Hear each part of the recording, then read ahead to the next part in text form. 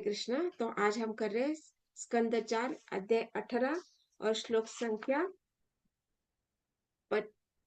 26, 27 और 28 को कर रहे हैं।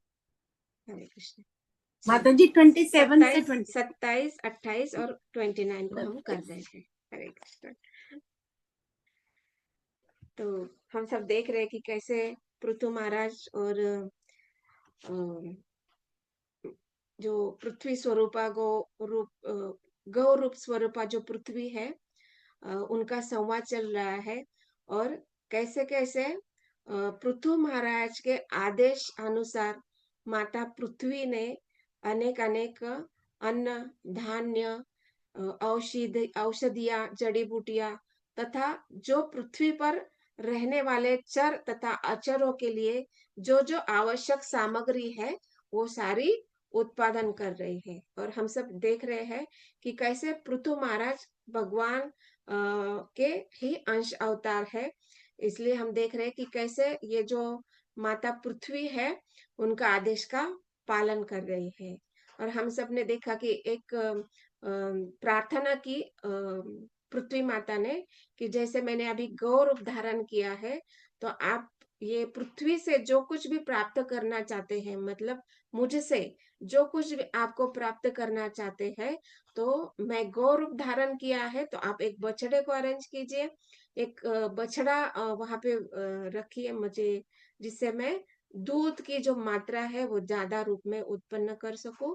और जो भी एक दूध जो दोहा गया उसके लिए रखने के लिए पात्र आप अरेंज कीजिए, और दूध को दोहने वाला व्यक्ति है उसको भी आप अरेंज कीजिए। और हम देख रहे हैं कि कैसे अलग अलग प्रकार के दोहिनी, मतलब दूध रखने वाले पात्र, अलग अलग दूध दोहने वाले व्यक्ति, अलग अलग बछड़े के रूप में व्यक्ति को पृथु महाराज ने अलग अलग कैटेगरी, मतलब कैसे ना, यहाँ पे 3 कैटेगरी हम देखते हैं, रजोगुण, तमोगुण तथा सतोगुण वाले की। यूजुअली 3 प्रकार के गुण देखे जाते हैं, और उन गुणों के अनुसार मनुष्य का स्वभाव होता है और उसके अनुसार वो कर्म करते हैं। उसी प्रकार हम देख रहे हैं कि अलग ये तीनों गुणों के अंदर अलग अलग प्रकार की कैटेगरी हम लोग, मतलब अलग अलग प्रकार के वर्ग हम देखते हैं कि कैसे जो स्वयंभू मनु है, उन्होंने उनको बछड़ा बनाया गया, और उन्होंने गौ माता से, मतलब पृथ्वी से अलग अलग प्रकार के अन्न, धान्य उन्होंने प्राप्त किया। और फिर हम लोगों ने देखा कि कैसे असुरों ने प्रहलाद महाराज को बछड़ा बनाया, और फिर उन्होंने जो उनके लिए जो चीज चाहिए, हाँ, उनके लिए क्या चाहिए वो उन्होंने वो गौ माता से प्राप्त किया। जैसे योगी है, योगियों ने अलग अलग प्रकार की सिद्धियां प्राप्त की। मतलब क्या कि जैसे गौ माता का कार्य क्या है कि अन्न धान्य उत्पन्न करना, लेकिन अभी भगवान का आदेश है, और भगवान का आदेश, और मतलब जब भगवान आदेश देते हैं तो वो भगवान उनको वो उन व्यक्ति को या जो पर्सनालिटी है उनको वो शक्ति भी प्रदान करते हैं कि जो कुछ कोई व्यक्ति उनसे कुछ मांग रहा है, वो कुछ लिमिट, कुछ हद तक वो उनको प्रदान कर सकते हैं। जैसे सिद्धि, या योगी है जो विद्याधर है, चारण है, उन्होंने किया कि अलग अलग प्रकार की सिद्धियां अभी मांग, मतलब उन्होंने मांगी गौ माता से दूध के रूप में। मतलब क्या कि ये जो गौ माता है उन्होंने शरीर का पोषण के लिए भी आवश्यक सामग्री को उत्पन्न किया, साथ ही साथ भगवान के आदेश के अनुसार शक्ति प्राप्त करके, भगवान से ही शक्ति प्राप्त करके इन सारे योग सिद्धियों को भी, सिद्धियां जो होती है जैसे अष्टांग योग पद्धति से जो अलग अलग सिद्धियां प्राप्त होती है वो भी प्रदान की। और जो सतोगुणी है, जैसे बताया गया कि स्वयंभू मनु है, उनको जब बछड़ा बनाया गया तो उनको, उन लोगों ने क्या किया कि भगवान के आदेश द्वारा जो पृथ्वी को शक्ति प्राप्त हुई, तो उन्होंने अपना शरीर का पोषण के साथ साथ आत्मा के लिए क्या आवश्यक फूड है, आत्मा के लिए क्या आवश्यक अन्न है, तो उसके लिए उन्होंने भक्ति योग की भी विधि के लिए, मतलब आत्मा को तुष्टि करने के लिए जो भी चीजें आवश्यक है वो भी उन्होंने प्राप्त की। भले मतलब हम लोग सोच रहे हैं यहाँ पे कि योग सिद्धियां कैसे, मतलब माता है, गौ माता है, पृथ्वी है, तो वो योग सिद्धियां कैसे, उनका कार्य तो अन्न धान्य उत्पन्न करना है। तो फिर ये यहाँ पे योगी योग सिद्धियां मान रहे हैं, असुर सोमरस का प्राप्ति कर, मतलब इंद्र देवता वगैरह सोमरस की प्राप्ति कर रहे हैं। और असुरगण अलग अलग प्रकार के आसव या अलग अलग प्रकार के पेय प्राप्त कर रहे हैं। तो फिर ये कैसे, तो मतलब क्या कि यहाँ पे सभी तीनों प्रकार के गुणी, तीनों गुण के अनुसार व्यक्ति का स्वभाव होने से उनको जो चाहिए, मतलब क्या शरीर के पोषण के लिए, साथ ही साथ उनकी आत्मा को क्या तुष्ट करने वाला है वो भी उन्होंने प्राप्त किया। तो ये यहाँ पे हम देख रहे हैं कि ये सब प्राप्त करने का भगवान ने आदेश दिया, और हम देख रहे हैं कि पृथु महाराज की आदेश जो है वो पृथ्वी ने अच्छे से पालन किया, और जो कुछ भी ये सारी वस्तुएं उन्होंने इच्छा की या प्राप्त करने का प्रयास किया, तो उन्होंने, ये पृथ्वी माता ने उनको प्रदान किया है। तो हम लोग देखते हैं कि यहाँ पे इस श्लोक में बताया गया कि दो यहाँ पे श्लोक संख्या 27 में क्या बताया गया है कि सुअन्नम, मतलब क्या बताया गया है कि अपना वांछित खाद्य पदार्थ, मतलब क्या शरीर के पोषण के साथ, मतलब यहाँ पे कैसे है, जो सतोगुणी व्यक्ति है उन्होंने क्या किया, अपने शरीर का पोषण, मतलब शरीर का पोषण के लिए सूर्य ने भी, देवताओं ने भी, असुरों ने भी या भक्तों ने भी शरीर के पोषण के लिए तो प्राप्त किया ही। उसको ही कहा गया कि वांछित खाद्य पदार्थ, मतलब क्या, जो बुद्धिमान है उन्होंने क्या किया, वो बुद्धिमान मतलब क्या कि वो जानते हैं कि हम शरीर नहीं है, हम आत्मा है। दैट मीन्स उन्होंने क्या किया, अपने शरीर को बनाए रखने के लिए, इस आत्मा को इस शरीर में बनाए रखने के लिए दोनों प्रकार का अन्न प्राप्त किया। मतलब क्या, शारीरिक पोषण के लिए भी अन्न प्राप्त किया, और आत्मा का पोषण के लिए भी उन्होंने आत्मा अन्न प्राप्त किया। इसलिए यहाँ पे बताया गया कि अपना वांछित खाद्य उन्होंने प्राप्त किया। और आत्मन, आत्मन शब्द आया है, और आत्मन शब्द का उन्होंने अर्थ क्या बताया, अपने ही निर्वाह हेतु। मतलब यहाँ पे क्या, आत्मन शब्द से हम क्या प्रतीत करते हैं कि आत्मा का भी निर्वाह करने के लिए। इसलिए हम देखते हैं कि सतोगुणी या जो बुद्धिमान है उन्होंने दोनों प्रकार का अन्न प्राप्त किया, अपने आत्मा के पोषण के लिए और शरीर के पोषण के लिए। और योगी ने भी क्या, शरीर के पोषण के लिए तो गौ माता ने, पृथ्वी ने तो उनको अन्न धान्य दिया ही, साथ ही साथ अलग अलग प्रकार के जो सिद्धियां है वो भी प्राप्त की। और असुरों को जो वांछित फल है वो उनको दिया, विद्याधर चारण के लिए अलग अलग प्रकार का जो वांछित फल है वो उनको वो दिया। इस प्रकार यहाँ पे बताया है 27 में कि इस प्रकार, हे कुरुक्षेत्र विदुर जी, इस प्रकार राजा पृथु तथा अन्य भोजियों ने विभिन्न प्रकार के बछड़े उत्पन्न किए, अपने अपने खाद्य पदार्थ को दूह लिया। इस प्रकार उन्होंने विभिन्न प्रकार के खाद्य पदार्थ प्राप्त किए जो दूध का प्रतीक है। तो गौरूप है इसलिए दूध का प्रतीक कहा गया है। और 28 में क्या बताया गया कि ये सब, अभी देखिए राजा का आदेश का अनुसार, अभी राजा ने आदेश क्यों दिया, क्योंकि पृथ्वी ने अन्न धान्य उत्पादन करना रोक दिया था, क्योंकि पृथ्वी ने बोला कि मेरा तो कार्य है कि, मेरा कर्तव्य है कि अन्न धान्य उत्पन्न करना, लेकिन इसका गलत उपयोग कौन कर रहा है, अभक्तगण, असुरगण इसका गलत उपयोग कर रहा है, इसलिए मैंने अन्न धान्य उत्पन्न कर बंद कर दिया है। लेकिन जब पृथु महाराज ने उनको आदेश दिया तब उन्होंने पुनः ये सारे प्रकार का अन्न धान्य उत्पन्न किया, सारे वर्गों के लिए जो भी वांछित फल है या जो भी वांछित खाद्य पदार्थ है वो सब उन्होंने उत्पन्न कर दिया। तो ये सब देखते हुए, जब, मतलब देखिए कि यहाँ पे भगवान क्या दिखाना चाह रहे हैं कि जब कोई मेरा आदेश का बहुत दृढ़ता से पालन करता है, और मेरे अधीनता में जो भी शरणागत जीव है उनकी तुष्टि के लिए जब कोई कार्य करता है तो भगवान अत्यंत प्रसन्न हो जाते हैं। और यहाँ पे 28 में यही बताया गया है कि जब राजा पृथु ने देखा कि सारे प्रकार के जो जीव हैं उसमें सुर भी आते हैं, असुर भी आते हैं। उनको उनको अपनी इच्छा के अनुसार जो कुछ भी चाहिए था, वो सारे पदार्थ, वांछित जो अन्न पदार्थ है, वो सब पृथ्वी ने प्रदान किए। तो सारे जो जीव प्रजाति है, उनमें वो अनेक प्रकार का अलग प्रकार का शांति या सुखमय वातावरण, अभी असुरों का सुख अलग होता है, देवताओं का सुख अलग होता है, और भक्तों का सुख अलग होता है।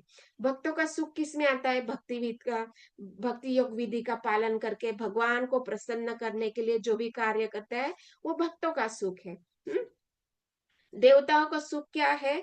भोग ऐश्वर्य का आनंद लेना, ये देवताओं का सुख है। जैसे स्वर्ग लोक में होता है सोमरस का पान, अनेक अनेक उद्यान, अनेक अनेक अप्सराओं, ये सारा जो भोग, जो इच्छा है, वो देवता लोग करते हैं। और असुर लोग का क्या है कि उनको क्या चाहिए? कांचन तथा कामिनी, और वो विशेष प्रकार का जो पेय होता है, उनमें वो आनंद आता है। मतलब कैसे कि वो असुर बिल्कुल ही विरोधी होते हैं। विरोधी होते हैं मतलब क्या? कि जो कार्य सतोगुणी या भगवत भक्त नहीं करते हैं, वही कार्य ये असुरगण करते हैं। जैसे हम लोगों को यहाँ पे बताया जाता है कि हम 4 नियमों का हमें पालन करना है। तो भक्त 4 नियमों का पालन करना है, और असुर क्या करते हैं? वो 4 नियम को ही पालन करते हैं, लेकिन कैसे? जो हमें नहीं करना है, वो बहुत दृढ़ता से करते हैं। मतलब असुर है तो आपको ये करना ही है। जैसे हम लोगों को बोला जाता है, भक्तों को क्या बोला जाता है कि आपको स्ट्रिक्टली ये कार्य नहीं करने हैं। और यहाँ पे असुरगण, आपको असुर है मतलब स्ट्रिक्टली आपको ये कार्य करने ही है। तो इस प्रकार हम देखते हैं कि कैसे कैसे जो जिसका जो भाव है, जिसकी जो वांछित मतलब जो इच्छा है, उसके अनुसार पृथ्वी माता ने सबको दे दिया। तो इस प्रकार यहाँ पे पृथु महाराज देख रहे हैं कि पृथ्वी ने जो मेरा आदेश है, वो बहुत दृढ़ता से पालन किया, और इन सबका जो सुख का है, कैसे ध्यान रखा पृथ्वी माता ने। इस प्रकार देखते हुए राजा पृथु बहुत स्नेहिल हो गए माता पृथ्वी की ओर। और यहाँ पे बताया गया कि इस प्रकार पृथ्वी के प्रति राजा सेहल हो उठे। और कैसा स्नेह बताया गया? एक पिता का अपने पुत्री के तरफ होता है। हम देखते हैं, अभी हम इस भौतिक जगत में है, और हम भी देखते हैं कि हम भी खास परिवार में रहते हैं। तो परिवार में हम देखते हैं कि कैसे होता है, माता का स्नेह पुत्र की ओर ज्यादा होता है, और पिता का पुत्री की ओर ज्यादा होता है, हम देखते हैं। हाँ? लेकिन ऐसा नहीं कि पुत्री माता से प्रेम नहीं करती, वो करती है, माता भी उससे करती है।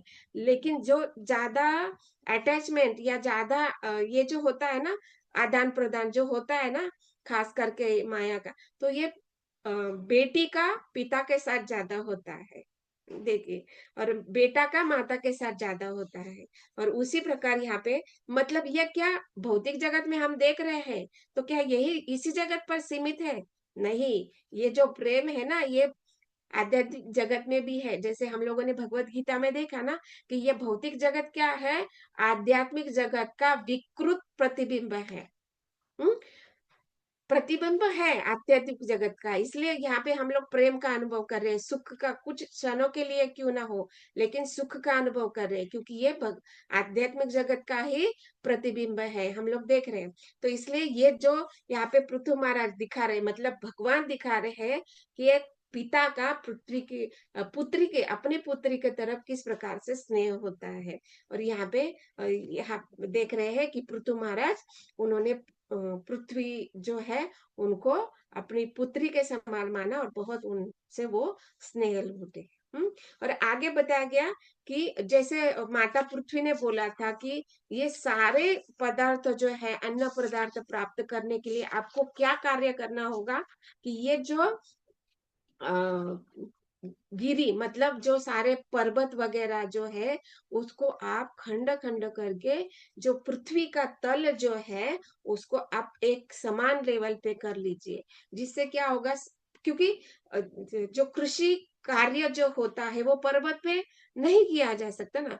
वो पर्वत पे कैसे पत्थर होते हैं, या फिर पत्थर पे जो अन्न धान्य है नहीं उग सकते। इसलिए उन्होंने बोला कि ये जो पत्थर है उसको आपको क्या करना होगा, खंड खंड करके उसको मिट्टी का स्वरूप देना होगा, तभी उसको आप अन्न धान्य प्रदान कर मतलब अन्न धान्य को उसको ग्रो कर सकते हैं, उगा सकते हैं। जैसे श्लोक संख्या 11 में बताया गया था कि स्वर्ग के ये देखिए, ये अन्न धान्य उत्पन्न करने के लिए ये जो जो पर्वत है उनसे ये मिट्टी प्राप्त करना, ये इसका किसका कार्य है, इंद्र का। क्योंकि इंद्र को ऐसा कार्य दिया गया है, जैसे हम देखते हैं ना, इंद्र के पास क्या है, वज्र है। वज्र है, तो उस वज्र से वो क्या करते हैं, इंद्र क्या करते हैं, वर्षा के रूप में आकर ये सारे पर्वतों को खंड खंड करते हैं, और ये सारे पर्वत जो पत्थर के रूप में होते हैं वो मिट्टी स्वरूप प्राप्त करते हैं, और वो पानी से बहकर ये मिट्टी जो है पृथ्वी पर फैल जाती है।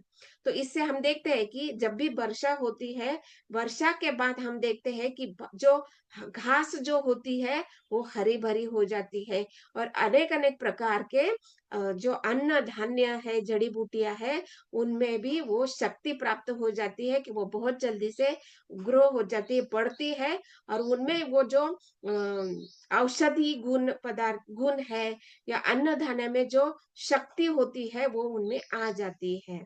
तो ये कार्य किसका है, इंद्रदेव का है कि ये जो पर्वत है उनको खंड खंड करे। जैसे श्लोक संख्या 11 में बताया गया कि स्वर्ग का राजा इंद्र वर्षा करने तथा वज्र गिराने के प्रभारी है, मतलब उनको ये कार्य दिया गया है। कि सामान्यतः पर्वतों के ऊपर वज्र वज्र गिराकर उन्हें चूर चूर किया जाता है। यह प्रस्तर खंड कालांतर में फैल जाते हैं और पृथ्वी की सतह कृषि योग्य हो जाती है। समतल भूमि अनाज के उत्पादन के लिए विशेष रूप से उपयोगी होते हैं। इस प्रकार पृथ्वी ने महाराज पृथ्वी से निवेदन किया कि वे ऊंची भूमि तथा पर्वतों को तोड़कर पृथ्वी की सतह को समतल बनाए। तो यहाँ पे तो श्लोक संख्या 29 में यही बताया।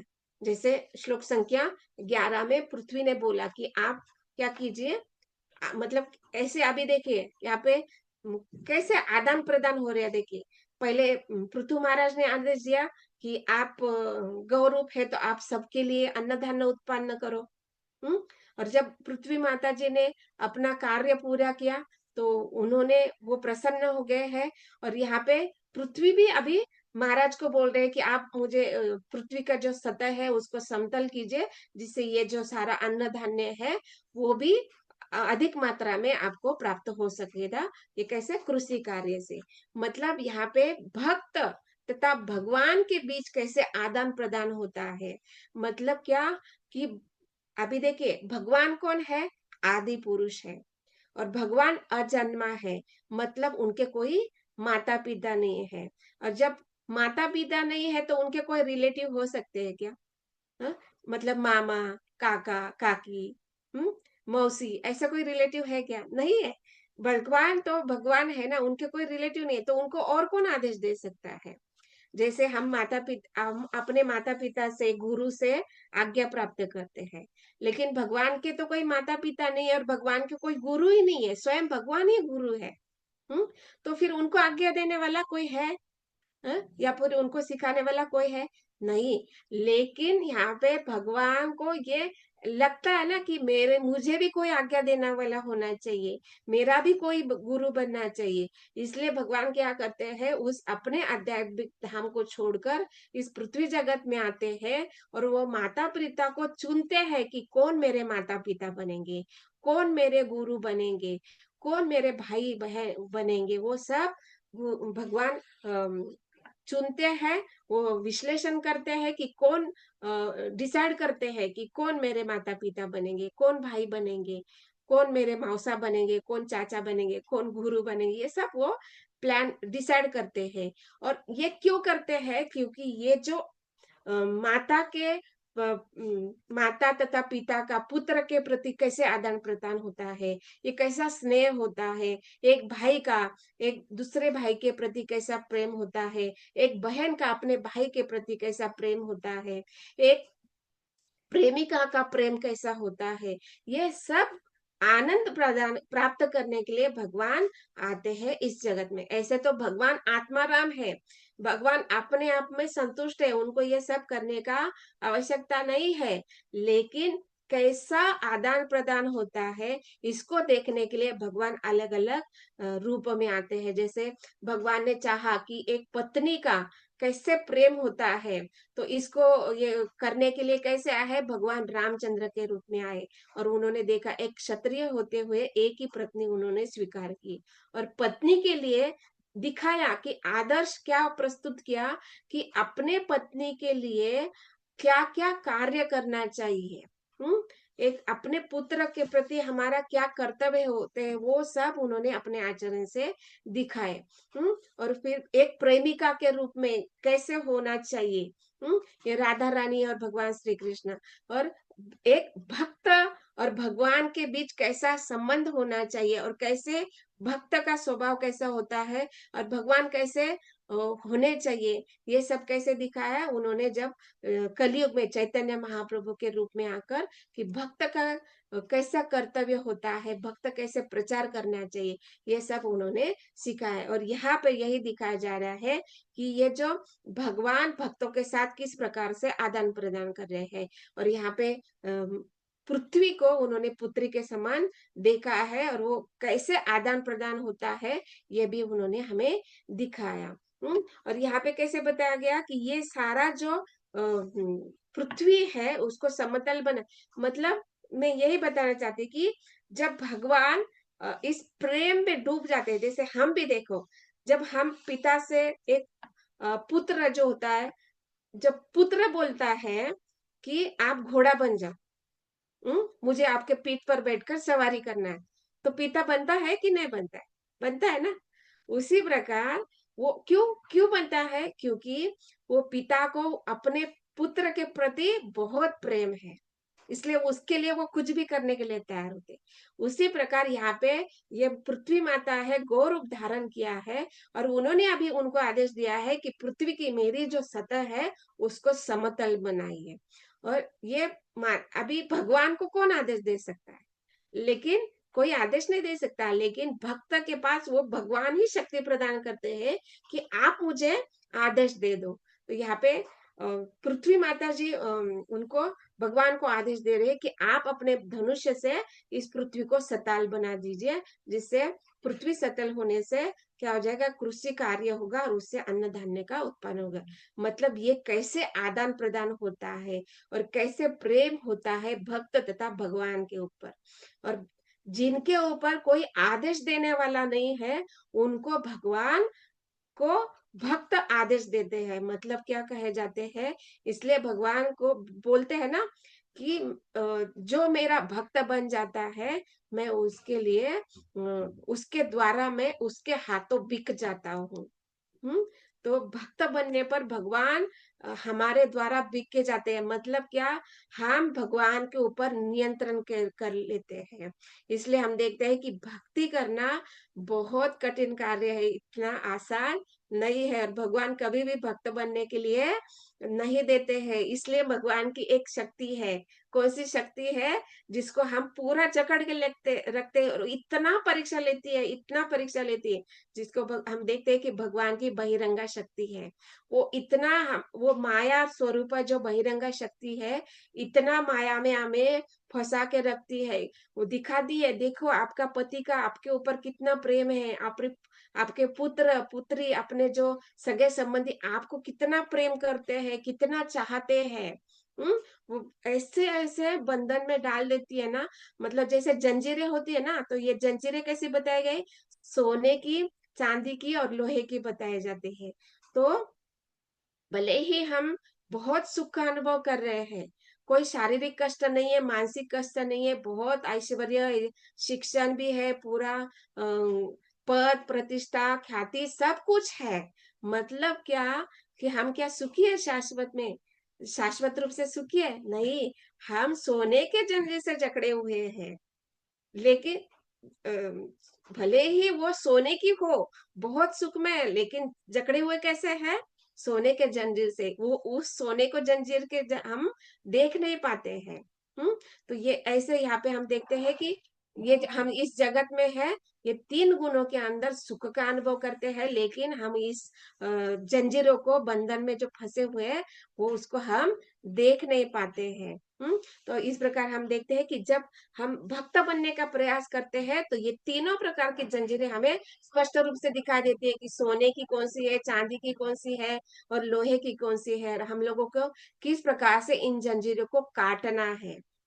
तो इसका भी ज्ञान हमें भगवान ही देते हैं। तो इसको देखने के लिए हमें शक्ति देने वाले कौन है, बुद्धि देने वाले कौन है, भगवान ही है। और जब हम भक्त के आदेश का अनुसार, मतलब गुरु के मार्गदर्शन के द्वारा जब हम इसको ज्ञान को प्राप्त कर लेंगे, तो हम धीरे धीरे नव मतलब पहले अभक्त, फिर अभक्त से भक्त बनेंगे, और भक्त से हम नव दीक्षित भक्त बनेंगे। नव दीक्षित के बाद क्या, हम मध्यम अधिकारी बनेंगे, और मध्यम अधिकारी के बाद क्या होगा, हम उत्तम अधिकारी बनेंगे। और जब हम उत्तम अधिकारी के स्तर पर आएंगे, तब भगवान हमारे हाथों बिक जाते हैं। मतलब कैसे, कि भगवान को पता नहीं होता है कि ये इस मेरे भक्त ने किसको मुक्ति प्रदान करने के लिए मुझे आदेश दिया है।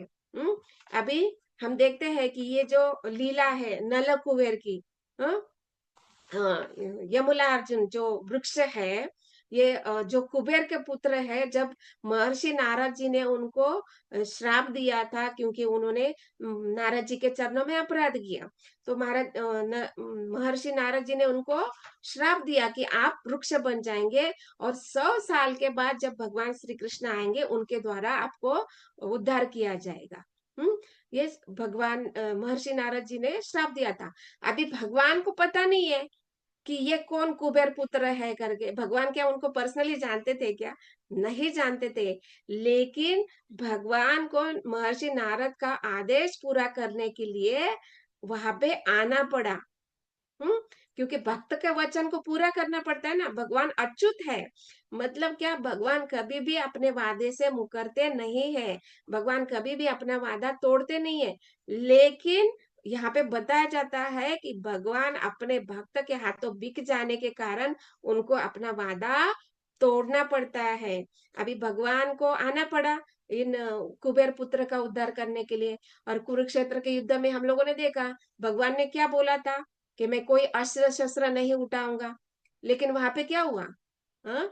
जब भीष्म देव पितामह ने इतने वर्ष बाणों की वर्षा की कि ऑलमोस्ट अभी अर्जुन उनके बाणों से मरने ही वाला है, तो तुरंत भगवान ने क्या किया, इतना अपने आप को हेवी बना लिया कि वो रथ जो है, वो रथ पृथ्वी में धस गया अंदर। और क्या हो गया, जो तीर भीष्म देव द्वारा छोड़ा गया था, वो अर्जुन को लगने ही वाला था। तो भगवान ने रथ कैसे जमीन में धंसा दिया, और भगवान ये भीष्म देव का जो तीर था, वो अर्जुन के मुकुट से लगकर उनका मुकुट गिर गया, और वो आगे चला गया बाण। हम्म तो मतलब देखिए, और फिर जैसे ही उनको पता चला कि भीष्मदेव ने अर्जुन को मारने के उद्देश्य से बाण छोड़ा है, तो तुरंत जैसे ही वो बाण आगे चला गया, तो भगवान ने तुरंत वहां पे रथ से उतरे, इतने गुस्से से उतरे कि वहां पे जो दूसरा रथ का पहिया पड़ा हुआ था, उसको लेकर मारने के लिए दौड़े भीष्म पितामह के लिए। अभी देखिए, भगवान ने तो बोला था कि मैं कोई अस्त्र शस्त्र नहीं उठाऊंगा, और यहाँ पे यह रथ का चक्र लेकर वहां पे भीष्मदेव को मारने के लिए दौड़े।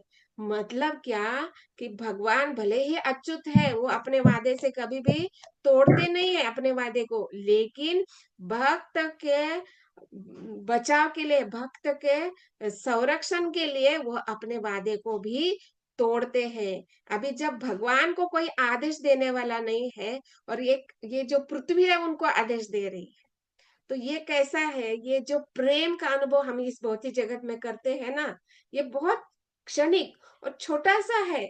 लेकिन जब हम भगवान को प्रेम करेंगे ना, तो भगवान बहुत उच्चतर का प्रेम का अनुभव हमें कराते हैं, और वो जो सुख होता है प्रेम में, उसका थोड़ा सा चखते हैं हम इस भौतिक जगत में, तो हम कितना खुशी मनाते हैं। लेकिन आध्यात्मिक जगत में जब हम भक्त बनेंगे, बहुत अच्छे शुद्ध भक्त बनेंगे और आत्मा शुद्ध मतलब क्या उत्तम भक्ति के स्तर पर जब आएंगे, तो इस शाश्वत सुख का हम अनुभव करेंगे। वो तो बात है ही, लेकिन भगवान हमारे आदेश का पालन करेंगे। मतलब सोचिए, हम कब वो भक्त बनेंगे कि जब हमारे आदेश का पालन करेंगे? क्या हम सोच सकते हैं क्या इस स्तर पर जाने के लिए? लेकिन किसी में और भगवान की विशेष कृपा अगर है, तो ऐसा हो सकता है। जैसे यहाँ पे हम देख रहे हैं कि माता पृथ्वी को भगवान ने आदेश दिया और वो भगवान उनसे उनके कार्य से प्रसन्न हो गए। और अभी पृथ्वी जो है, पृथ्वी माता भगवान को आदेश दे रही कि आप वज्र मतलब धनुष्य से इस पृथ्वी का जो तल है उसको समतल कर दीजिए, जिससे कृषि कार्य बहुत अच्छे से हो। मतलब क्या कि भगवान भी ऐसे ही आदेश को पालन करेंगे, कि जिससे ये जो जीव है उनको सुविधा प्रदान हो सके। मतलब आध्यात्मिक स्तर पर भी और भौतिक स्तर पर भी। तभी हम उस भक्त के स्तर पर जब आएंगे, तभी उस स्तर पर हम भगवान को आदेश दे सकते हैं। और हम देखते हैं कि शास्त्र में कितने कितने सारे आदेश है जो भक्तों ने भगवान को दिए हैं। कितने सारे सारे आदेश है। और हम देखते हैं कि कैसे भगवान उन आदेशों को भी बहुत अच्छे से पालन करते हैं, जब उन भक्तों से भगवान प्रसन्न होते हैं। तो पहले सबसे पहले हमारा कार्य क्या है भक्त के रूप में? जैसे पृथ्वी माता ने महाराज पृथु को प्रसन्न किया, वैसे हमें भक्त के रूप में हम भगवान को प्रसन्न करना है। और भगवान को प्रसन्न करने के लिए हमारे कैप्टन कौन है? गुरु महाराज है। और ये जब गुरु महाराज हमें मार्गदर्शन करेंगे कि हम उनसे आदेश प्राप्त करेंगे कि हमें किस प्रकार के कार्य करने हैं जिससे हम भगवान को प्रसन्न कर सकते हैं। और इस प्रकार हम जब भक्त के स्तर पर आएंगे, तो निश्चित रूप से हम उस भगवान के प्रसन्नता के लिए करेंगे। अभी हम उस स्तर पर नहीं है कि हम भगवान को आदेश दें, राइट? हमें पहले भक्त बनने का प्रयास करना है। तो भक्त बनने के लिए हमें क्या करना है? गुरु के आदेश है। और जैसा कि हमें आदेश मिला है माता जी से कि हमें नित्य रूप से भागवतम श्रवण करना है, भगवत गीता श्रवण करना है।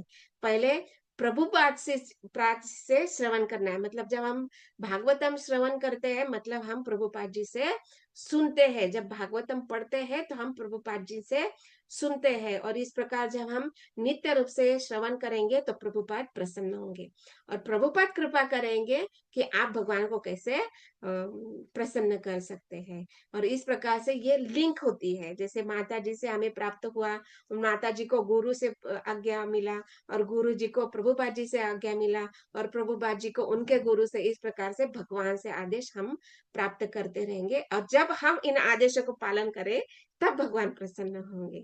तो यही बात यहाँ पे बताया जा रहा है कि भगवान भी भक्तों का आदेश का पालन करना पड़ता, भगवान को भी आदेश का पालन करना पड़ता है, क्योंकि वो उनसे प्रसन्न हो गए हैं। तो हमारा अगर हम चाहते हैं कि भगवान हमारा आदेश सुने, तो पहले हमें क्या करना है?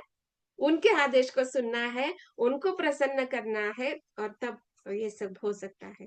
अभी वहां तक पहुंचेंगे कि नहीं पहुंचेंगे, ये हमारे हाथ में नहीं। लेकिन हमारे हाथ में क्या है कि हम किस प्रकार गुरु का आदेश प्राप्त करके भगवान की प्रसन्नता के लिए हम कार्य कर सकते हैं। और जैसे यहाँ पे बताया कि माता पृथ्वी ने उनके शारीरिक सुख के लिए, मतलब यहाँ पे एक फ्रेज आता है कि क्या भूख नहीं, क्या है, तुष्टि पुष्टि क्षुधा पाय। मतलब क्या? तुष्टि का अर्थ होता है कि समाधान। हाँ, मतलब जब हम कुछ बहुत भूख लगा है, जैसे एकादशी वगैरह व्रत करते हैं हम लोग, तो दूसरे दिन द्वादशी के दिन बहुत भूख लगता है। तो हम क्या करते हैं? जैसे ही भगवान को भोग लगता है और भगवान भोग पा लेते हैं, तो हम जब प्लेट लेके बैठते हैं और एक एक घास खाते हुए, एक एक कौर हम जब मुंह में रखते हैं, तो धीरे धीरे हमारा पेट भरने लगता है। तो मतलब जब हमारा पेट भरता है, तो वो क्या हो गया है? हमारा शरीर का तुष्टि हो गया है। और यहाँ पे शरीर ही तुष्ट नहीं होता है, शरीर तो तुष्ट होता है, साथ ही साथ क्या है, मन भी तुष्ट हो जाता है। मन को भी समाधान प्राप्त होता है। तो ये हो गया तुष्टि। उसके बाद आता है पुष्टि, मतलब जो अन्न खाते हैं तो उसको भगवान, जैसे भगवान बोलते हैं ना कि अन्न पचाने वाला मैं ही हूँ। तो ये जो अन्न हमें, जो हमने जो प्रसाद रूप में जो अन्न रूप में जो प्रसाद हम लोगों ने प्राप्त किया है, उसको पचाने वाले भगवान ही है। और जब हम उसको खाते हैं तो शरीर में उसको जो भी आवश्यक चीजें, मतलब रक्त कोशिकाएं, पेशिकाएं जो बन जाती है, इससे हम क्या करते हैं, शक्ति प्राप्त करते हैं। तो इसको क्या कहते हैं, जब हम शक्ति प्राप्त करते हैं तो इसको पुष्टि कहा गया है। मतलब शरीर का हमारा कैसा है, बलशाली बन जाता है, शक्ति प्राप्त करता है। और इसी प्रकार ये सूक्ष्म शरीर जो है, मतलब मन बुद्धि अहंकार, ये भी क्या करता है कि हम अन्न, मतलब अभी अन्न कौन सा खा रहे हैं, भगवान का उच्चिष्ट प्रसाद रूप में हम खा रहे हैं, इसलिए आत्मा भी तुष्ट हो जाती है और इससे आत्मा को शक्ति मिलती है। क्योंकि जब हम भगवान का उच्चिष्ट खाएंगे तो आत्मा प्रसन्न होती है। तो इसलिए वो कैसे हो गया, आत्मा को शक्ति मिल गया, इसलिए आत्मा की भी तुष्टि हो जाती है। और क्षुधा पाए मतलब क्या, क्षुधा पाए मतलब क्या कि पूर्ण रूप से समाधान, मतलब इतना समाधान कि बस अभी मतलब और खाने की इच्छा नहीं रह जाती है। यहाँ तक जो समाधान की, मतलब सेटिस्फेक्शन की जो स्टेज है कि अब हम मैं और आगे नहीं खा सकती। तो ये जो स्तर होता है, इसको क्षुधापाय कहा जाता है। तो इसी प्रकार जब हम भगवान का उद्दिष्ट उच्छिष्ट खाते हैं तो आत्मा तो पुष्ट होता है, साथ ही साथ वो इतना मतलब भूख, मतलब कैसे है, इसको कहेंगे कि भौतिक इच्छाओं की जो लालसा होती है, भौतिक इच्छा मतलब काम क्रोध लोभ मोह, ये तो शांत हो ही जाते हैं, लेकिन इस भौतिक जगत को भोगने की जो इच्छा है, उसको भी हम समाधानी हो जाते हैं, वो उसको भी हम भोगने की इच्छा नहीं करेंगे, उसको क्षुधापाय कहा जाता है। तो इस प्रकार से ये जो तुष्टि पुष्टि तथा क्षुधापाय, ये जो उद्देश्य है यहाँ पे साध्य होता है कि ये जो माता पृथ्वी ने जो अन्न धन्य जड़ी बूटियां या जो भी चीजें वांछित जो खाद्यान्न है, वो उन्होंने प्रदान किया है। तो इसमें शरीर का भी तुष्टि पुष्टि क्षुधापाय होता है और आत्मा की तुष्टि पुष्टि क्षुधापाय हो जाता है। और यही बात यहाँ पे बताई गई है। तो ग्रंथराज श्रीमद् भागवतम की जय, श्रील प्रभुपाद की जय। ओम तत्सत। हरे कृष्ण।